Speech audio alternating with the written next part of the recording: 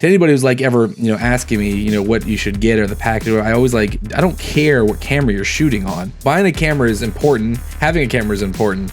But I don't think as important as the lenses. I think people have to kind of figure out what they want their style to be. First, watch some films, find the things you like, and kind of say that's what I want to shoot. At least kind of start to know what they're trying to do. Like me, I am definitely a long lens filmmaker. I prefer my lenses long. I learned that I like to shoot stuff like Tony Scott, like Michael Bay, like anamorphic long lens filmmakers. These are just the look they had when I was young. That is the stuff that I loved. I mean, there's also longer, better filmmakers, but the things that got me were these long lens anamorphic filmmakers, and that's always been the thing that I love the most. So when I'm designing, when I'm storyboarding, when I'm shooting, if I can do a longer lens. I mean, for Green Hornet, it was 50 and 85 only, everywhere. We never went below a 50 on any shot whatsoever, I don't think. Maybe we did like a low angle car shot that was not a 50 millimeter. For Blood Hunt, we were 50, 85,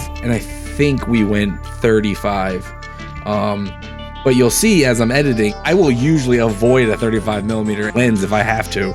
I think every shot that eventually was a wider angle shot, I've now edited out because I just don't like the look of it. It's just not my style. It's not my thing. So going back to the original point, I think you should start with cheaper cameras. Even if they only shoot 1080p, don't worry about getting 4K and all that stuff. I think you should start with cheaper cameras, and you should get more expensive lenses, and you should get lenses that are more in line with the style that you want to go for. If you want that Wes Anderson style, get those wide angle lenses. You want that long lens action style, go for a lens like that, or find one that's a kind of mix between the two.